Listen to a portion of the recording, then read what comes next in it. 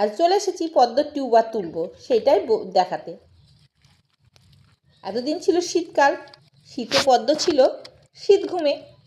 এখন ফেব্রুয়ারি মাস পড়ে গিয়েছে, ফেব্রুয়ারি মাসে পদ্মের টিউবারগুলোকে আমি তুলব। টিউবার তোলার জন্য ছাদ যাতে নষ্ট না হয় তাই পলিথিন পেতে নিয়েছি। এবার টিউবারগুলোকে গামলা উল্টিয়ে টিউবার তুলতে লেগেছি। টিউবারগুলো এত বড় বড় হয়েছে মনে হচ্ছে হাতির দাঁত, এক একটা হাতির দাঁত। এইবার টিউবারগুলো তুলে নিয়ে পরিষ্কার জলে পরিষ্কার করে ধোবো, যাতে নোংরা না লেগে থাকে।